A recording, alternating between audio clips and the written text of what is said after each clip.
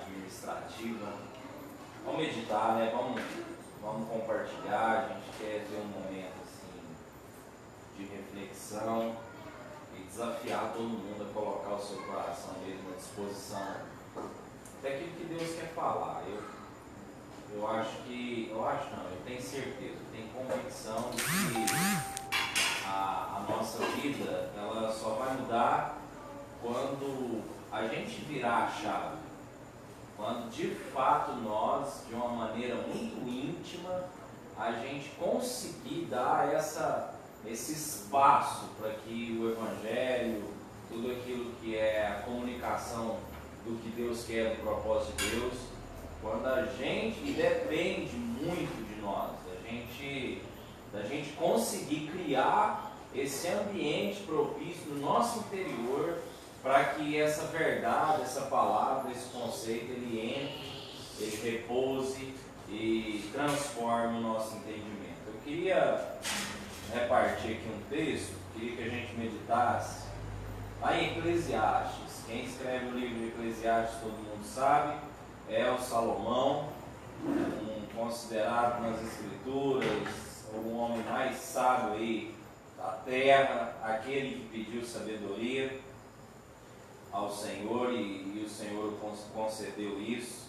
E no capítulo 2, ele traz um relato muito íntimo, muito profundo, que precisa balizar, às vezes, muita coisa na nossa vida, principalmente as nossas emoções. Capítulo 2 de Eclesiastes, ele diz assim: disse comigo, vamos, eu te provarei com a alegria. Goza, pois, a felicidade, mas também isso era vaidade. Do riso disse, é loucura, e da alegria de que serve? Resolvi no meu coração dar-me ao vinho, regendo-me contudo pela sabedoria, e entregar-me à loucura, até ver os filhos dos homens debaixo do céu, durante os poucos dias de sua vida.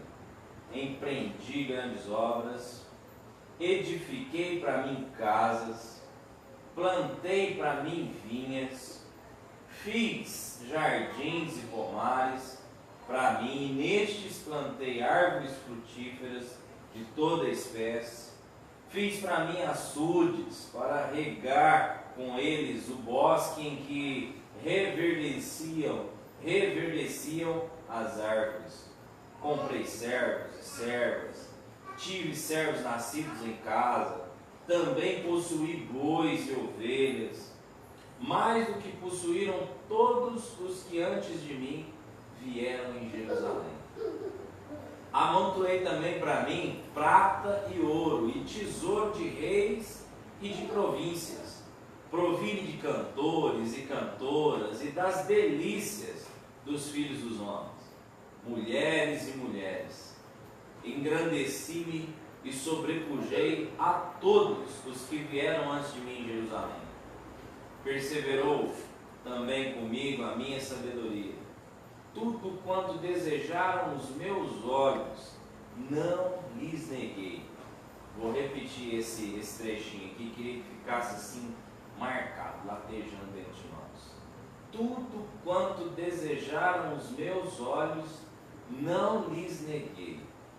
Nem privei o coração de alegria alguma, pois eu me alegrava com todas as minhas fadigas, e isso era a recompensa de todas elas. Considerei todas as obras que fizeram as minhas mãos, como também o trabalho que eu, com fadigas, havia feito, e eis que tudo era vaidade e correr atrás do vento, e nenhum proveito havia debaixo do sol. Não é só um relato melancólico, não é só uma frustração de alma. Salomão está expondo aqui é um princípio de fé. E a gente precisa entender que a fé, e a gente sempre fala isso, não é uma crença. Fé é convicção, fé é entendimento, mas não é lógica. a gente precisa entender isso porque nós somos campeões, todo mundo aqui e quem está nos escutando também em qualquer lugar. A gente é campeão em se sabotar. A gente arma arapuca e armadilha emocional para nós mesmos. E talvez a maior armadilha, a maior esparrela, a maior arapuca que tem hoje em dia na vida é medir o nível de felicidade por aquilo que a gente consegue adquirir ou conquistar. O mundo diz isso. Esse é um princípio. Você quer saber de um princípio mundano, mais forte, mais atual, mais disseminado, mais propagado? É o que o sujeito vale o que tem. E para ser feliz é preciso ter e não ser. E Salomão está trazendo para nós um relato pessoal que diz exatamente o contrário. Ele diz, olha, isso é loucura, isso não tem fim, porque eu sou um cara, se você está achando que a sua vida é ruim, porque você tem menos do que alguém que você vê com mais, eu vou te dizer então, eu tive tudo. Ele diz, ele não negou a si mesmo nada que os olhos dele desejavam. De toda sorte que você pensar, sucesso profissional, prosperidade, acumulou tesouro, plantou vinha, teve prosperidade familiar, muitas mulheres, enfim, tudo que você pensar que pode ser sucesso do indivíduo, Salomão viveu. E ele chega no fim, porque ele está escrevendo esse livro de Eclesiastes no fim da vida dele. Ele já está velhinho aqui, já está avançado em idade. Então, é o último livro da vida de Salomão, é esse livro de Eclesiastes. Ele diz, olha, eu olhei para trás e vi que isso é tudo besteira, isso é tudo verdade, isso é correr atrás do vento. E a gente precisa ficar alerta, sabe por quê? O salmista fala assim, a palavra de Deus é luz para os nossos pés. E nós precisamos desse evangelho, nós precisamos dessa luz, porque no nosso caminhar físico, vitalício, nosso caminhar espiritual, existem muitas esquinas sombrias, escuras, existem muitos cantinhos assim, obscuros, ensombrecidos pelas nossas emoções, que só a palavra, só o evangelho consegue iluminar. E se a gente não viver isso de fato, nós vamos ser enredados sim. A gente pode achar que não, a gente pode até falar que não, a gente pode até acreditar que não somos, mas nós estamos sendo bombardeados do momento que a gente acorda até o momento que a gente deita. Você liga a televisão para ver um jogo de futebol, você liga a televisão para ver um jornal, ou você liga um rádio, ou você sai na rua, você está vendo o que? O capitalismo selvagem e o conceito de que a gente vale o que tem e que eu preciso ter para ser. Isso é bombardeado na nossa vida da hora que a gente levanta até a hora que a gente deita. Então não adianta se a gente não viver de fé. E é por isso que eu digo, o que acontece? O que é fé? Fé é convicção, não tem nada a ver com lógica mesmo não. A fé não é lógica. Porque se a fé fosse lógica, não teria sido por fé que Abraão tinha subido o monte para dar cabo do filho dele. Que lógica que tem isso? Qual é a lógica de subir o monte e sacrificar o próprio filho?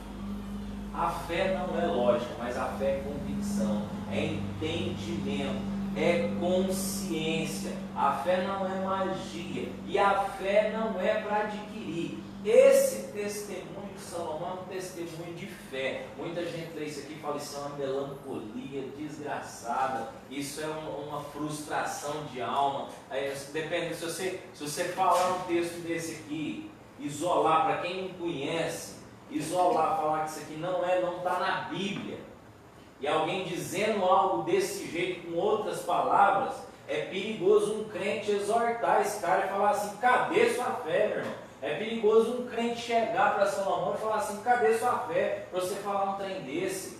Que a prosperidade, que adquirir bens e ter sucesso, isso não adianta de nada. Mas não é bem isso que Salomão está dizendo. Salomão está dizendo que isso pode até ser uma consequência da vida, mas ninguém pode ser refém disso. Porque isso é uma doença, isso é uma armadilha, isso é uma esquina do nosso caminhar, uma esquina sombria dessa, que só a palavra de Deus pode iluminar. Só o Evangelho, só entendendo que é um propósito maior, vai chegar no final da vida e não chegar à conclusão que Salomão chegou, que ele não fez nada, porque a conclusão dele é essa. Ele diz: olha, eu não privei meus olhos de nada que eles quiseram, e estou chegando no final aqui entendendo que eu corri atrás de vento, que eu não fiz nada que fosse de fato fértil e eterno. A minha vida foi um sopro.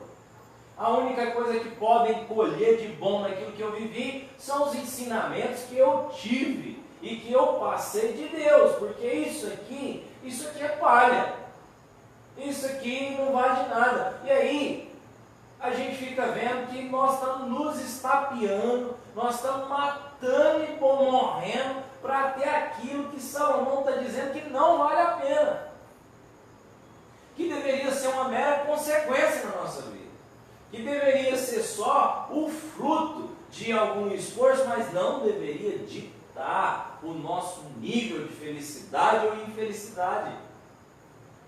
Mas dita, talvez não da maioria aqui, porque já tem uma consciência formada, tem fé no coração, tem convicção de que é filho de Deus, mas olha o desespero aí fora. Sabe por que o mundo está doente das doenças da alma? Sabe por que tem tanta gente deprimida?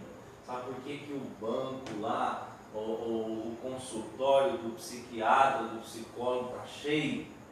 É porque nunca tivemos tanta informação na vida e nunca tivemos tanta visão, vislumbre de pseudo-sucesso e prosperidade e facilidade. É muito mais fácil se deprimir hoje. Abre o Facebook. Abre o Facebook, que é bem fácil de você achar que a sua vida é uma merda, é um lixo. É muito fácil hoje você abrir um Instagram e achar que a sua vida não presta. Sabe por quê?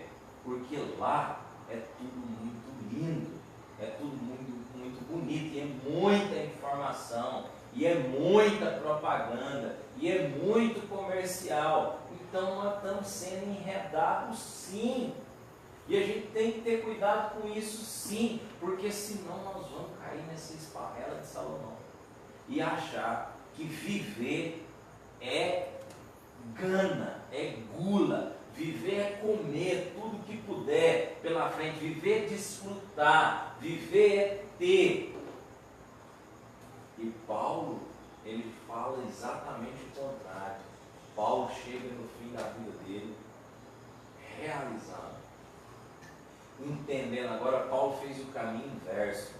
Enquanto Salomão estava ocupado em agradar os seus olhos, Paulo, desde que teve aquele encontro com Deus lá no caminho de Damasco, Paulo começou a aplicar os seus dias, começou a aplicar a sua vida em servir e em cumprir o propósito e o chamado de Deus. Aí ele chega no fim da vida dele, sabe o que ele fala? Fala: eu completei a carreira, eu combati o bom combate e guardei a fé. Então eu estou realizado, eu aprendi a estar contente com toda e qualquer situação, com muito e com pouco, e aí que está. Fé não é para conquistar, fé não é para obter, fé é uma consciência de ser, e a fé é aquilo que me sustenta no monte ou no vale.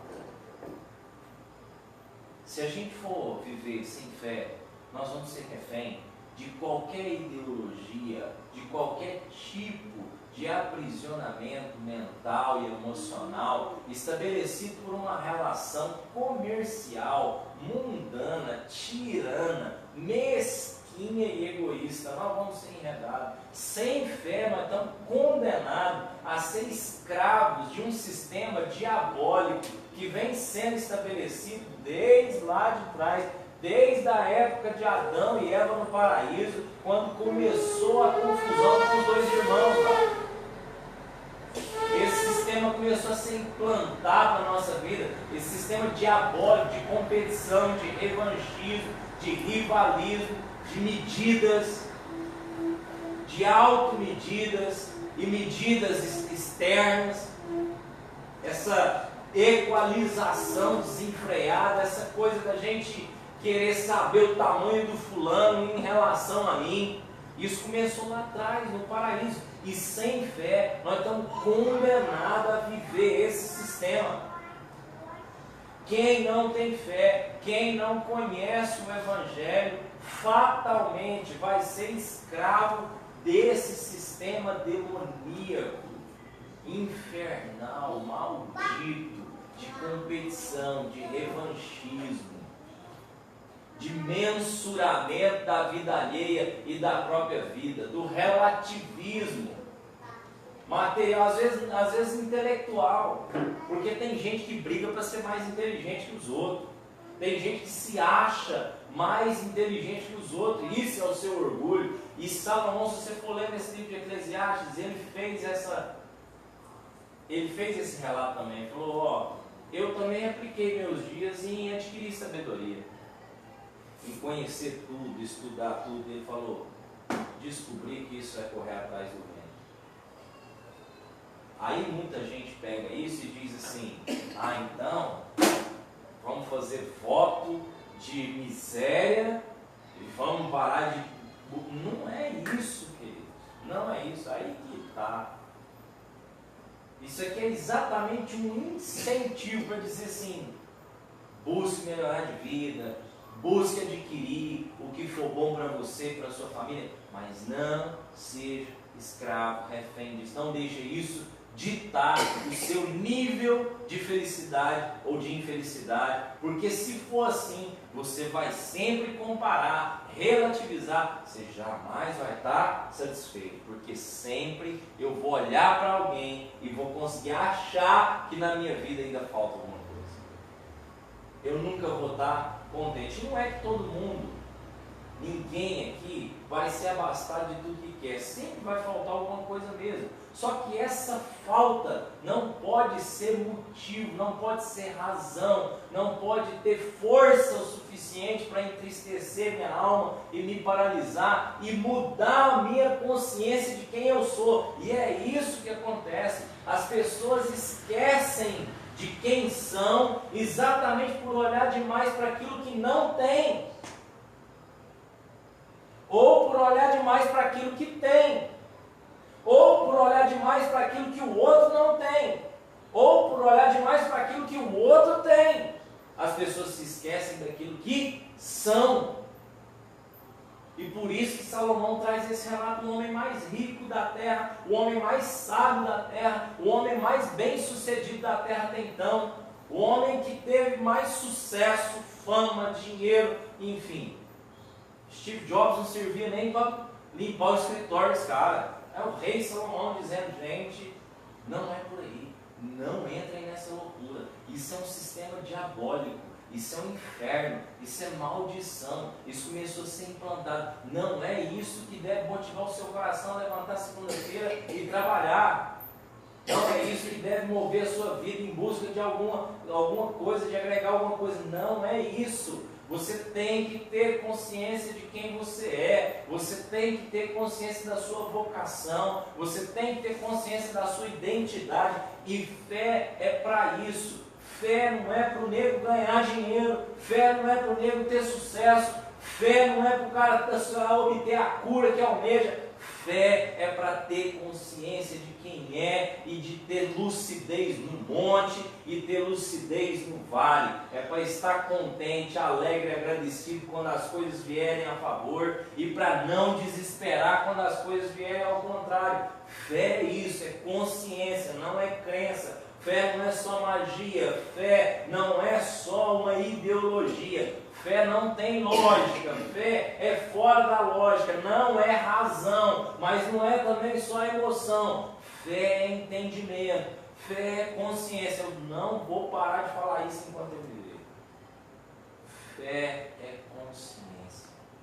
O homem e a mulher de fé, ele consegue viver o mais alto monte sem contaminar o seu coração, a situação mais favorável, sem deixar que o orgulho, porque qual que é a ameaça do monte?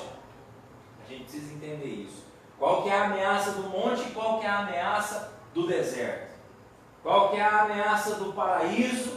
Qual que é a ameaça e o perigo do oásis? E qual que é o perigo do deserto? O perigo do oásis é o orgulho. O perigo do oásis é a auto-idolatria. O perigo do oásis é o egocentrismo. É a sensação de posse. Já o deserto, o perigo do deserto, a ameaça do deserto é a sede. É o senso de impossibilidade. É a tentação do deserto é diferente da tentação do oásis. E a fé é para vacinar e blindar o nosso coração de qualquer tipo de ataque em qualquer uma dessas situações. E às vezes nós estamos achando que nós estamos imunes e não estamos. Porque às vezes nós estamos no deserto, na terra assolada, num momento em que tudo deu errado e o desespero tomou conta de mim. E a sensação de incapacidade atingiu meu coração. Sabe por quê? Porque eu perdi a perspectiva da fé. Eu desacreditei de quem eu sou. Eu desacreditei de quem Deus é. Eu esqueci do Evangelho. Eu esqueci da graça de Deus. Porque a terra está devastada. O povo de Israel viveu isso. Não só uma vez. Várias vezes na história, Deus fez questão de mostrar uma terra devastada, assolada, para mostrar como que é possível que num momento desse as pessoas se esqueçam. O povo de Israel se esqueceu várias vezes de quem Deus é, de quem eles eram em Deus, do compromisso que Deus tinha com eles. E aí Deus tinha que levantar um profeta no meio dessa terra assolada para falar com eles, como foi com Neemias certa vez. Quando Deus levantou Neemias para reconstruir aquele muro, na terra assolada, ameaçada, destruída, Deus teve que levantar Neemias para lembrar o povo que era possível, porque Deus estava com eles. Não foi só uma vez, mas também lá no alto, aí Deus mostra na vida de Salomão, que lá no meio do oásis, quando tem toda a situação de sucesso, o orgulho, a vaidade, o egoísmo e o medo possessivo, a idolatria da posse, a superlativização do poder e do valor do poder, o suprassenso de poderio e de controle, é a ameaça vigente, é o perigo desse momento. E nós corremos esse risco. Às vezes é muito fácil ter fé quando está dando tudo errado, porque você não tem escolha. Mas e quando as coisas começam a dar certo? E quando a gente começa a conseguir o que a gente quer? Como é que fica o nosso coração? Esses dias eu estava lá conversando com algumas pessoas e vendo umas histórias lá, o pessoal comentando história de fulano, ciclano, beltrano, e isso que me inspirou. E aí no meio da conversa lá entrou a história de um cara lá que era um sujeito muito bom, gente boa, humilde, trabalhador, mas que teve sucesso na vida e se tornou um homem muito influente, se tornou um político muito bem sucedido e que se tornou um monstro. Um cara que se tornou um verdadeiro monstro, alguém que não liga mais com a família, alguém que não se importa mais com as pessoas, alguém que tem total amor pelas coisas, tudo que ele conquistou. Isso me acendeu uma coisa no coração. Eu falei, gente, será que a gente não faz isso nos pormenores da nossa vida? Sabe, será que eu não faço isso o dia que eu assino aquele contrato, que eu assim consigo fechar aquele negócio que vai me render uma comissão boa? Será que eu não me torno um cara pior quando eu falo, não, eu sou foda, né? Eu conquistei. Porque a tentação do vale, às vezes a gente lida melhor com ela. A tentação do desespero, que a gente não tem opção. E aí, nós lembramos de Deus, e nós lembramos do amor de Deus, e como a gente não tem mais em que pegar, a gente se apega a isso. Mas e quando nós temos opções? E quando nós podemos fazer escolhas? E quando nos é oferecido o controle? Será que se fosse a gente lá no lugar de Jesus, porque o capeta não levou Jesus só para o vale para tentá-lo? Para onde que o cão? Qual foi a última proposta de Satanás para Jesus na tentação lá? Lá em cima, pôs ele lá em cima, não pôs ele embaixo. Pôs ele lá em cima e falou, ó, isso aqui tudo pode ser seu, o controle está na sua mão. Será o que a gente ia pegar no lugar de Jesus? Será que a gente ia falar, arreda-te daqui, Satanás? Ou a gente ia fechar o negócio? Falar assim. E será que na nossa vida nós estamos fechando esse negócio? Dizendo assim, me dá o controle, me dá o status. É isso mesmo, eu mereço isso aqui. Isso aqui é meu mesmo. Pode me dar o que eu quero. Sabe, quando eu chego lá e finalmente consigo conquistar aquele cliente difícil, que ninguém deu conta de atender ele, e eu consigo atender esse cara e fechar o negócio. Será que eu não olho e falo assim, isso aqui sou eu. Isso aqui é porque eu mereço. Isso aqui é porque eu trabalhei. Isso aqui. Ou eu tenho convicção de que é graça de Deus, de que é propósito de Deus, de que é Deus abençoando, me dando vida, me colocando no caminho que Ele trilhou para mim, para que eu cumprisse um propósito. Entende a diferença? Então, meus queridos, o Salomão, ele está falando de lucidez. O Salomão, ele está falando da fé do monte e da fé do vale. A fé do oásis e a fé do deserto. Talvez essa palavra para nós é meio que chover no molhado, porque eu olho para vocês e como eu conheço a vida de cada um aqui, eu sei do coração. E eu sei que às vezes isso não corta tanto dentro de nós aqui. Mas sabe uma coisa? O povo aí de fora precisa saber disso. O povo com quem a gente tem contato. O povo que entra no meu escritório, o povo que passa pela minha vida, que passa pela loja, que passa lá na escola, ou passa pela vida do Nelson nas casas que ele vai, que passa lá na ótica, que passa na vida da Paloma, o povo da academia, o povo do trabalho, o povo da faculdade, o povo da rua, precisa entender que a felicidade é ser. E ter é só uma consequência. Não é ruim ter as coisas, não está errado. Mas eu não posso ser refém disso. Isso não pode mandar em mim. Isso não pode determinar quem eu sou. Eu não posso ser definido por aquilo que eu tenho que conquistar, por aquilo que eu tenho que adquirir, por aquilo que eu tenho que fazer. Eu tem que ser definido pela fé. O Evangelho veio para definir a gente, para dar nome. O Evangelho é nosso nome. O Evangelho precisa determinar quem nós somos.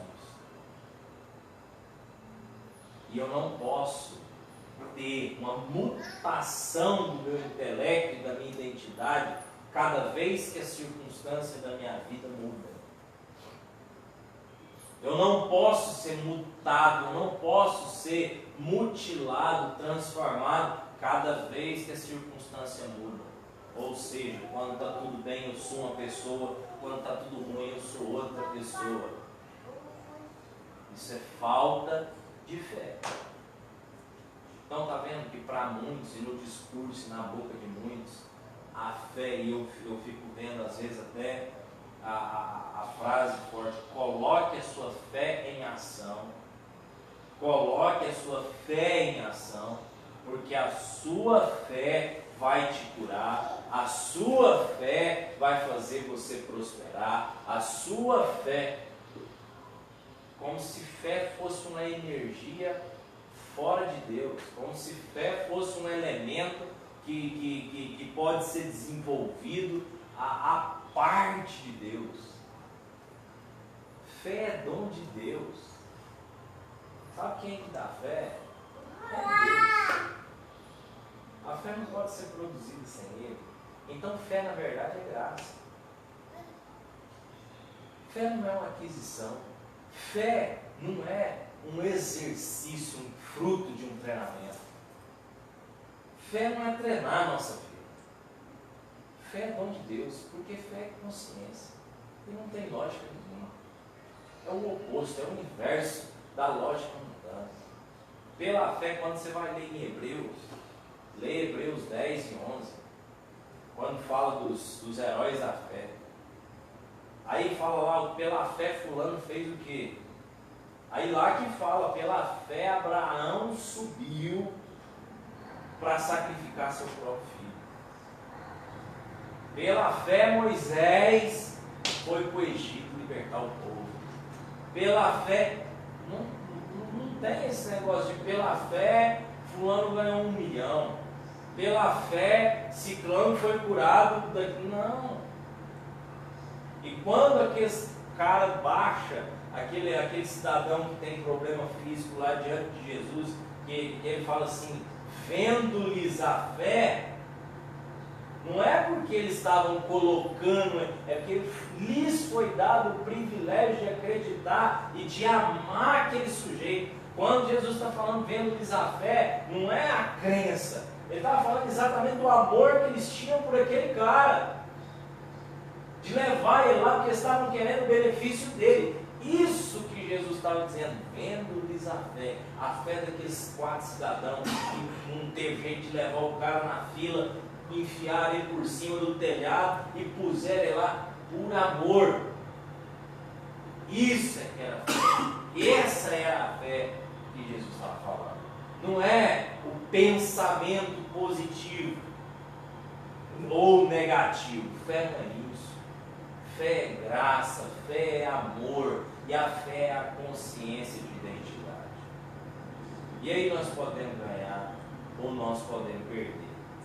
Que a vitória ou a derrota não vai mudar quem nós somos e não vai determinar o nosso nível de felicidade. Pode até alterar um pouquinho o nosso humor às vezes, porque é ruim.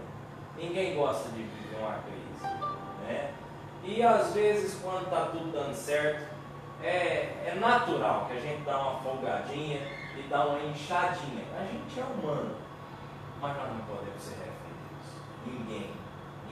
E nós precisamos, sabe o quê? Digo mais.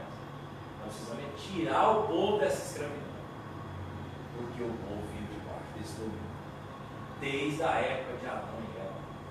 Foi por isso que Caim matou Abel. É por isso que o povo está se matando nas ruas. É por isso que o nego está roubando, violentando. É isso, é ter. Eu chego às vezes em casa e gosto de ver aqueles jornal, aqueles fragmentos, sabe? Urgente da vida, aqueles. Rapaz, eu nunca vi um tempo onde tanta gente, tanta mulher morrendo pelas mãos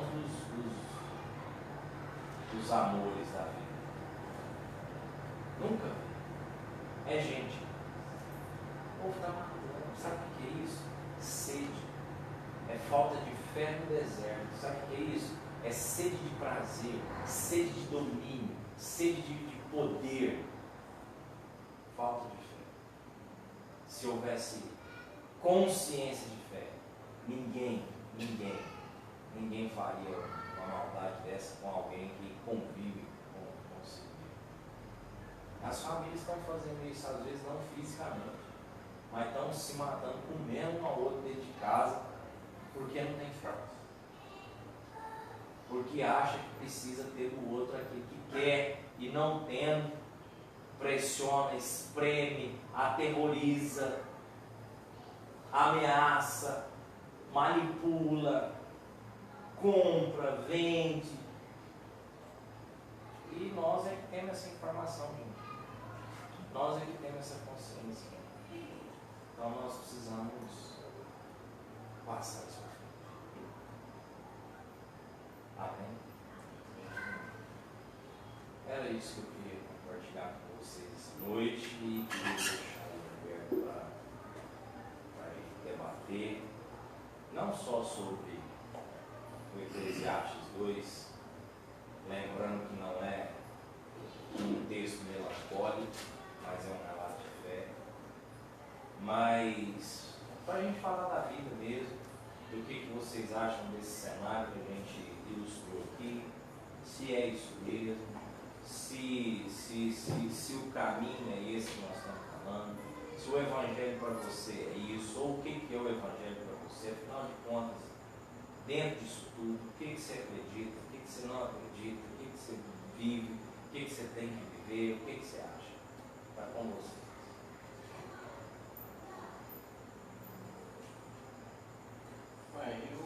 Eu acho assim, é interessante. Eu até acho que alguém já vai estar fazendo essa pergunta. Qual que é o caminho para chegar a essa consciência? Porque às vezes ele está dentro do processo e não está entendendo, está frustrado. Ele descobriu, abriu a mente, mas qual que é o caminho para ele manter? Qual que é o caminho para ele se conectar, mantendo conectado, não tem como, mas com a consciência ele mantém em Cristo.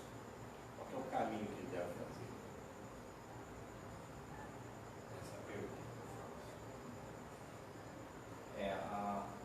Quando fala caminho, né? Semana passada a gente falou um pouco disso, né? Como é que eu chego até Deus? Como é que eu vou lá na fonte? Como é que eu vou achar essa água? Eu acho nada mais forte do que o que Jesus falou, né? Eu sou o caminho. Eu sou o caminho. Então é Jesus. É Jesus, não é uma instituição, não é a nossa reunião, não é uma oração ou várias orações, mas é Jesus. Agora, para mim, ver Jesus, e é até engraçado que eu estava vendo um vídeo hoje mais cedo, do cara falando do Caio, que ele viu Jesus, mas ele viu Jesus assim, num final de ano, tinha uns fogos de artifício, aí a fumaça formou uma imagem, ele falou, eu vi Jesus, e a partir de então, aí eu falei, você não viu Jesus, por carinho, quem vê Jesus não tem isso aí não, quem vê Jesus é outra coisa, está muito longe. Então Jesus está aí no Evangelho, né? Jesus está aí na palavra, Jesus está aí na Escritura, mas não é só uma história. E aí nós precisamos reconhecer e viver essas nuances de tudo aquilo que Jesus representa. Não só o Jesus que andou entre nós, mas aquele que foi morto, o que ressuscitou, o que hoje intercede por nós. todas essas nuances, essas faces e essas expressões de Jesus precisam ganhar lugar no nosso coração e no coração das pessoas. Então, Jesus é o caminho, de fato, não tem outro caminho. Não há outro caminho. O caminho não é o Plataforma 7, o caminho não é a Igreja Beltrana, a Igreja Fulana, o caminho é Jesus. E nós estamos aqui tentando reconhecer, viver, experimentar, ver e revelar Jesus. Porque se a gente conseguir, nós vamos chegar. Isso, aqui em Eclesiastes ele estava falando, melancólico, tudo, mas ele estava falando exatamente isso. Tipo assim, Jesus é o caminho, não o que eu vou ganhar, o que ele vai me dar, o que eu vou pelejar para ter, a minha influência que eu vou ter com os magnatas, não é esse. Não é a bênção de Jesus na minha vida que eu vou encontrar Jesus. Eu estava conversando com relação a respeito até da semana passada de Deus lá, caminho, chegar a Deus e tal. Eu estava falando a respeito de Jó. Jó era um cara que conhecia a Deus, no final que ele foi ver que ele conhecia a Deus só de ouvir falar. Por quê? Porque ele conhecia um Deus que era dessa forma, que era um Deus que abençoava, era um Deus que fazia, às vezes, um Deus que as pessoas de hoje pregam aí fora. Você tem que dar para receber. Jesus nunca cobrou nada. Jesus veio, caminhou na terra para mostrar para nós que nós tínhamos que, ele conseguiu ser o que nós tínhamos que ser. Um cara que todo mundo espraguejou, trocou ele por um ladrão lá, e ele foi para a cruz. Ele poderia ter muito bem, na hora lá, falou assim: pô, esse povo trocou eu pelo esse camarada aí. E eu vou estar lá na cruz salvando toda essa humanidade. Eu não vou fazer isso. Mas não, ele foi, fez, morreu, sofreu, ressuscitou no terceiro dia. E Jó, com aquela toda a dificuldade que ele teve, ele nunca rejeitou a Deus. A mulher dele falava para ele: esse cara aí, rapaz, que Deus é esse seu? Os amigos. E ele nunca fez isso. No final do dia dele ele fala: caramba, eu só conheci a Deus de ouvir falar, mas hoje conheço ele de ver face a face. Não que ele viu a Deus, mas que ele entendeu que Deus não é só isso, que Deus é um Deus de simplesmente te trazer milagre na sua vida, te curar de uma enfermidade, te dar uma bênção, te dar um carro novo, uma casa nova. Deus não é só isso. Deus é um Deus que tem um compromisso conosco. Eu estava lendo esse dia lá em João 15:16 fala assim: vocês não me escolheram. Isso era Jesus falando com os discípulos.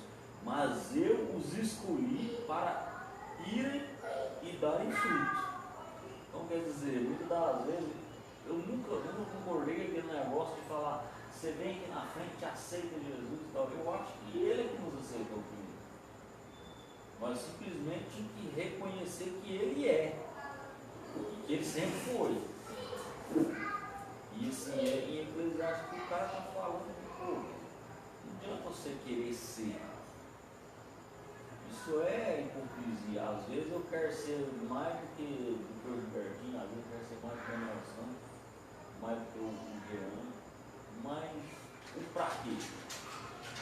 Igual eu estava falando do Nelson um dia, nós estávamos conversando a respeito das pessoas que às vezes só ora para Deus dar, para Deus abençoar, para Deus dar um carro e tal. Aí eu até estava dando um exemplo para ele: às vezes as pessoas ganham um carro, mas aí o irmão falou: cara, você podia dar uma carona para a igreja e tal. Não, velho, não dá para te buscar não, porque você mora na terra, não posso sujar meu carro. Então, como que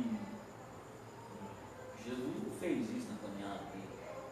Jesus olhou para todos nós, né? Nos abençoou. Até ontem nós estávamos O irmão mandou uma oração antes de você chegar lá em casa, nós estávamos conversando e falando um pouco de salvação e tal, situando um monte de gente. Eu falei para ele um negócio que Deus ministrou no meu coração para me falar com um cara no dia que o pai da pessoa morreu. E eu ainda falei para ele, velho, esse cara faleceu e todo mundo, eu tenho praticamente certeza, plena convicção que todo mundo, né, isso foi direto para o inferno, porque o cara só fazia coisa errada, só fazia coisa e tal, e Deus ministrou no meu coração, eu tenho certeza, para me falar, chegar lá no cara, dar um abraço e falar assim, velho, eu tô comendo, seu pai tá lá nos braços do papai. E eu tinha falado para assim, nunca Deus ministrou nada a respeito disso no meu coração, mas me falou na hora. Eu falei, caramba, eu fui lá e falei para ele, mas que Deus Deus não é Deus de simplesmente dar para a gente, Ele já nos escolheu muitos anos atrás. Então assim, às vezes a consciência que nós temos hoje é uma consciência que Ele é o caminho. E nós aprendemos a ver que Ele é o caminho, mas buscando nas Escrituras, não pelas coisas das ideologias e as ideologias, que são as palavras da minha cabeça, mas tipo assim, as religiosidades, as tradições, o sistema que faz as coisas, porque nós aprendemos, claro que a gente começou aprendendo com o sistema, mas aí o Senhor foi abrindo nossos olhos, porque não foi eles que abriram nossos olhos. Igual eu estava falando de ter e ser, a gente precisa do tempo. Você não vê a pessoa falar assim, você conhece o Ricardo, você conhece o Ricardo? Não é que é Ricardo, não é que ele tem que cantar assim, ele não fala que a pessoa é boa, ele fala que ele tem, ele não fala quem é a pessoa, né? A gente vê isso todo o tempo. E a competição, você vê nas universidades, cada dessas coisas, grupinhos de atividade, na hora de fazer um trabalho, alguma coisa assim, você sempre querendo ser o segundo, o terceiro, não, mas está aqui, eu vou fazer melhor. Então, eu quero ver que ele vai fazer. Então, sempre que é muito de competição. Se não quer ajudar, você quer sempre estar na frente. E às vezes até a escola, não, eu vou fazer aquilo porque ele é rico e tal, ele é mais inteligente, então não, vou fazer aquilo lá, ele é mais inteligente. Tá vendo como que o revanchismo corta dos dois lados? Porque eu já vivi uma experiência de conviver com gente muito poderosa, muito rica, que era profundamente discriminado pela religião. Porque, por outro lado, nós estamos falando aqui de um lado, não sei se eu vou conseguir fazer essa sinopse aqui, mas é o seguinte, a luta de classes é que é o erro, é o juízo. Porque da mesma forma que tem o cara que se acha muito porque tem muito, do outro lado tem um sujeito tão errado quanto ele que se acha pouco porque tem pouco. E aí olha para esse que tem muito e fica indignado. Ele está tão errado quanto um cara que tem muito. Então do lado de cá, eu vi isso demais, gente muito poderosa, mas um coração muito bom, que era profundamente explorada pela religião.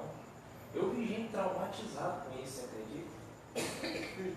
Porque dentro do sistema religioso eu consegui ver gente traumatizada. Por quê? Porque é poderoso, porque teve lá uma herança, ou né, estudou, cresceu, enfim, mas com um coração muito bom, mas que era visto como um pote de ouro, ou já julgado como um tirano, só Porque tem alguma coisa, tem algum poder. Exatamente por causa do complexo gerado em função disso. Porque é a luta de classes, é o relativismo. Então, são as definições a partir das posses. E esse é o erro. É isso que eu vejo assim, que perto de Jesus, no reino de Jesus, naquilo que ele entendeu como comunidade, cabe todo mundo e todo mundo é igual e ninguém vai ser medido por isso. Ou seja, ninguém que tem mais vai chegar pisando na garganta de quem tem menos ou achando que é melhor do que quem tem menos. Mas do mesmo jeito, ninguém que tem menos vai ficar aí doidinho porque chegou alguém com mais. Entendeu?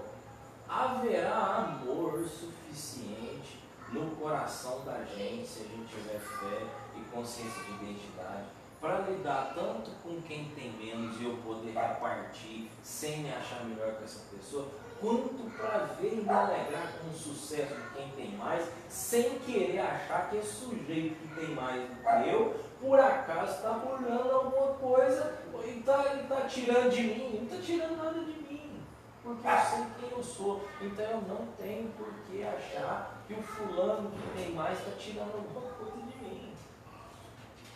Eu vi isso demais. Agora, a gente viveu uma experiência, a gente ficava assim,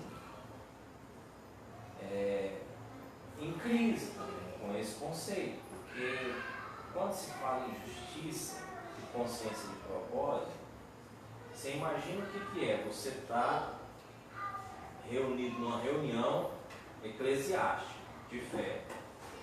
Num domingo você está numa reunião num lugar onde as pessoas chegam para se reunir de Lamborghini, de Ferrari, de Bentley, de SW4, e com segurança, com esse nível de pessoas. Aí no outro domingo você chega na mesma cidade para se reunir com gente que mora no lixão e que não tem nem o que comer. Você vê essas duas realidades e a mesma instituição fazendo as duas reuniões. Dá uma vontade de ir lá, pegar daqui, fazer meio que igual o Robin Hood, roubar daqui, entregar aqui. Mas não é isso. E eu estou fazendo juízo precipitado, entendeu? E aí eu estou fortalecendo essa briga de classes. O que eu tenho que fazer é chegar para esse aqui e dizer quem ele é em Deus. Eu tenho que chegar nesse aqui e dizer quem ele é em Deus. Isso é o evangelho, isso é a fé. E é nisso, é por isso que Salomão está dizendo isso. Então está vendo que não é só a frustração do coração dele, não é só um negócio depressivo. Não. É uma consciência que ele está trazendo, dizendo, gente, não se meçam, não meçam os outros, não entrem nesse viés desesperador, sabe, matador de esperança, matador de propósito. A vida não é isso, é graça. Seja o que você é, faça o melhor, dê o seu melhor, mas seja você, seja.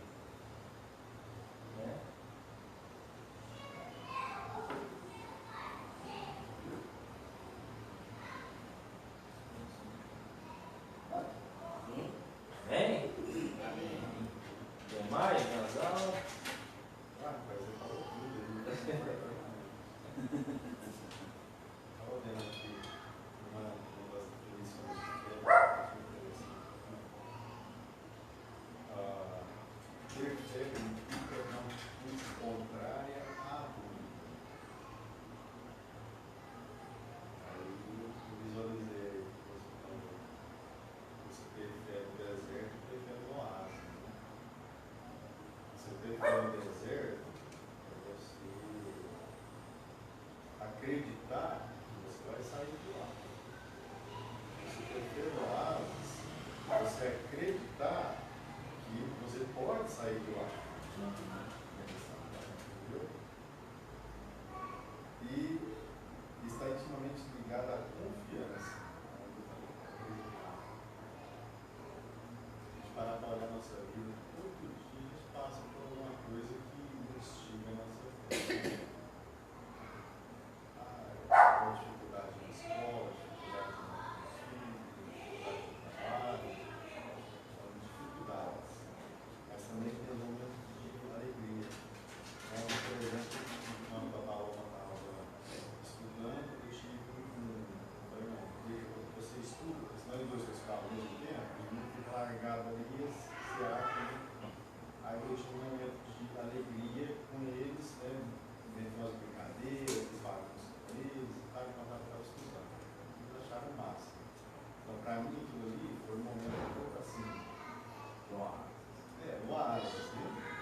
eles felizes, alegres e tal. Aí, quando eu não estou nesse oásis, ou seja, quando eu estou nervoso, estressado, eu não consigo brincar com eles, ver a felicidade deles, eu automaticamente sinto decepcionado comigo mesmo. Assim, mas eu queria estar o tempo todo no oásis com eles. É um negócio pequeno, né, diferente. Né? Eu acho que a fé vem nessa hora aí nos trazer assim para uma realidade. Nem sempre eu vou estar no oásis com eles, nem sempre eu vou estar no deserto com eles. E se eu estiver no deserto, eu vou saber que eu vou poder sair. Na hora eu vou sair de lá. Se estiver no oásis, mesmo que eu saia, eu vou voltar. Então,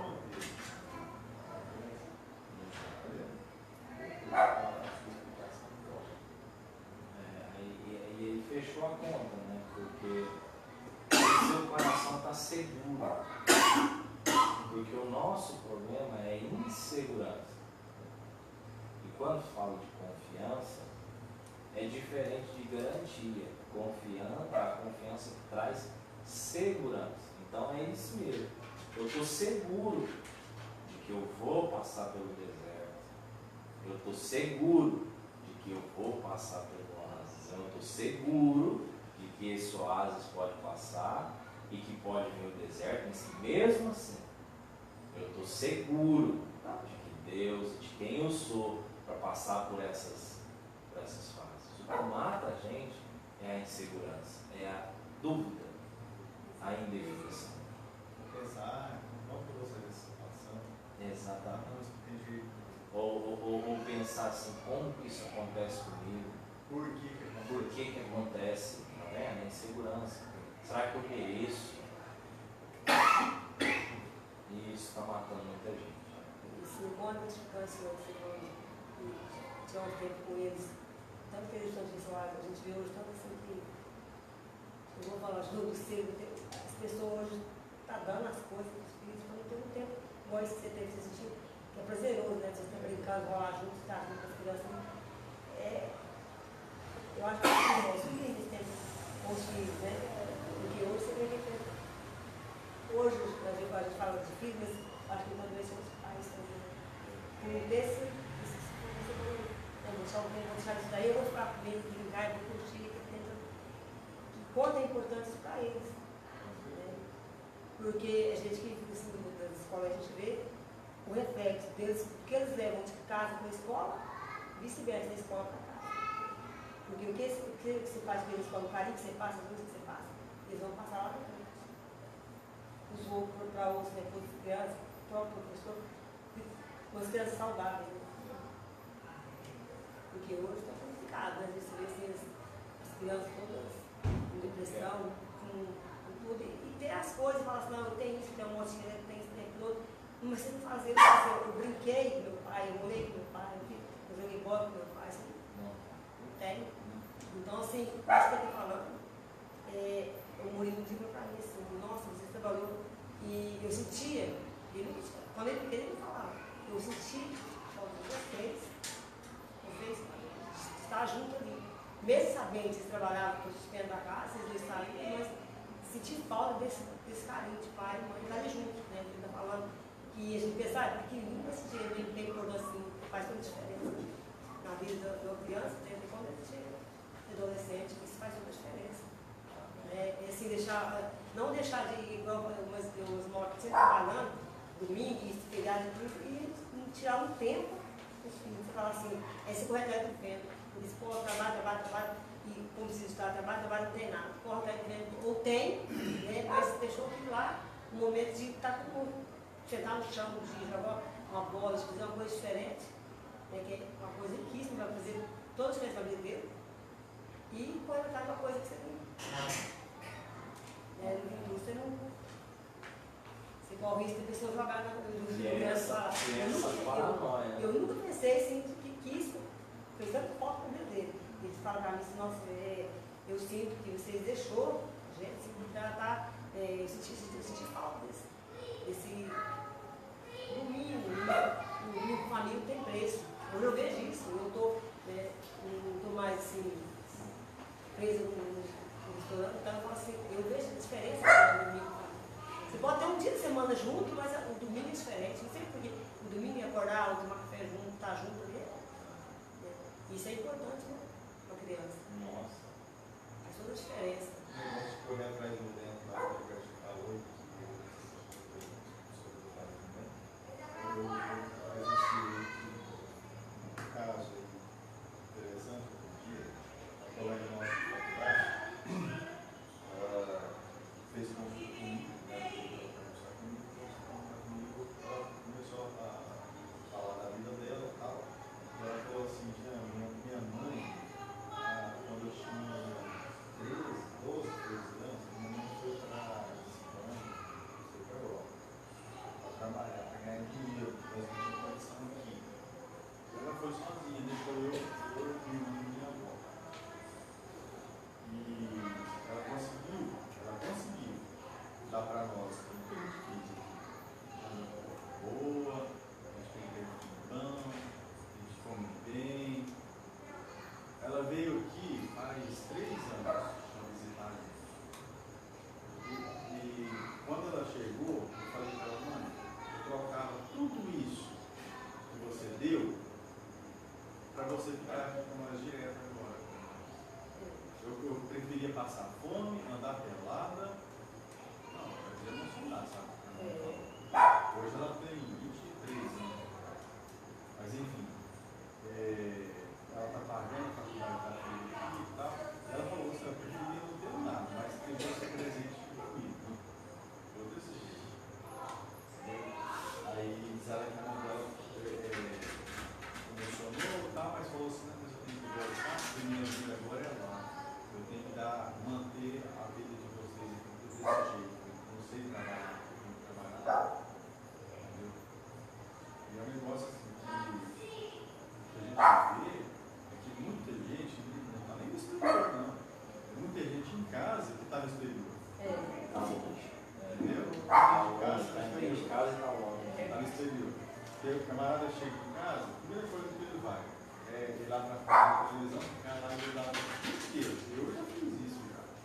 Minha mãe outro dia falou assim, Jensen, você vai ter que fazer faculdade, você vai ficar distante dos seus meninos, não sei o quê. Eu falei, mãe, deixa eu te falar, faculdade, às 7 e chega às 10. Meu domingo está dormindo 11 horas. Das 10 às 11 eu brinco com eles, o que muita gente fica a semana toda com os filhos no brinco. Entendeu? A gente chega, a gente vai dançar, a gente vai brincar, a gente fica aquelas menininhas lá que fica pulando. E isso daí é muito mais sadio do que uma pessoa que está o dia todo grudado, mas está no exterior. Está no celular, está na internet. Só de corpo, né? Mas é a realidade, infelizmente. E tem tudo a ver com isso que a gente está falando, né? Essa tirania, essa paranoia, essa busca desenfreada por aquilo que eu não tenho. Não pode ser assim, tá vendo? Vocês conseguem conciliar uma vida agitada, porque tem negócio, tem empresa, tem estudo, sem perder o essencial que é isso. Porque vocês têm essa tendência, eles sofrem essa tentação. Se não tivesse essa consciência, e quem não tem essa consciência? O povo que está lá, aí o cara que não tem essa consciência, olha essa ruma de fio em casa e fala, eu tenho que arrumar jeito de pôr dinheiro em casa e o resto, que se exploda. Aí ele quer terceirizar, aí às vezes terceiriza para a esposa, fala assim, não, e o meu negócio é pôr dinheiro e ela cuida. Não é isso, tá vendo? Não é, não pode ser. Aí quando a pessoa está vivendo desse jeito, Tá correndo atrás do tempo. E é por isso que nos dias de hoje, nós somos família, às vezes assim, você pega pai e mãe, pessoas maravilhosas, você conhece, porra, mas aquele filho, velho, tá dando merda. Veio de uma família boa, estruturada, aonde está o erro? O erro está na correria, a necessidade tem que ter, que é o que Satanás ofereceu para Jesus. Nós estamos vivendo isso intensamente nos dias de hoje. E isso é muito sério, porque andar com Jesus e nesse mundão, filha da puta, não é fácil não, velho. complicado, porque às vezes tem que fechar a vista com uma série de coisas para poder caminhar. Né? É difícil, não é fácil. Então, assim, por isso que as igrejas prometer é mais fácil caminhar. Pode até nem acontecer, mas é mais fácil caminhar. Vai acontecer na sua vida, Zé. Vai acontecer, não importa quando, mas vai acontecer. E assim eu vou me enganando. Aí é isso aí, nós estamos vivendo o que Satanás ofereceu para Jesus. Transformando pedra em pão. Transformando pedra em pão e nos atirando dos montes para ver se o anjo segura e pegando o domínio, o controle, assumindo. Vamos orar então? Depois a gente conversa aí, eu tenho algo sério para falar com vocês. Ó Deus, muito obrigado pela tua palavra. É palavra do Senhor mesmo, Pai. É que essa luz que ilumina o nosso entendimento e clareia os lugares mais sombrios da nossa trajetória, as esquinas mais ensombreadas do nosso coração, os cantos mais negros da nossa alma. A tua palavra, o Evangelho, vem e ilumina tudo. Ilumina tudo. Nós somos gratos por isso, mas reconhecendo, ó Deus, o quanto somos falhos, o quanto somos fracos, frágeis, somos enredáveis e podemos ser influenciados. Estamos no meio mesmo de um turbilhão de ameaças, de propostas, de possibilidades, barreiras, desafios. E isso às vezes invade a nossa alma com uma força tão grande e acaba deteriorando coisas que são essenciais para que a gente viva em paz. Então contamos com a sua misericórdia, Deus, contamos com a sua graça, com o seu amor e o seu poder para blindar o nosso coração, fortalecer a nossa vida, fortalecer a vida de cada um para que de modo algum sejamos contaminados pela perversão, a perversidade e a maldade dessa vida. Que a gente siga os nossos dias conquistando, perdendo, ganhando, vivendo o oásis ou o deserto com fé, na fé, em Ti, no Teu amor, na Tua graça, com o coração vacinado contra cada ataque de Satanás, contra cada ataque do inferno contra a nossa vida. Nos ajuda a caminhar todos os dias, Senhor. Em nome de Jesus. Amém. Amém, galera. Deixa eu só desligar ali. Tchau pra galera da internet aí. Abraço. Pra gente conversar um segundinho.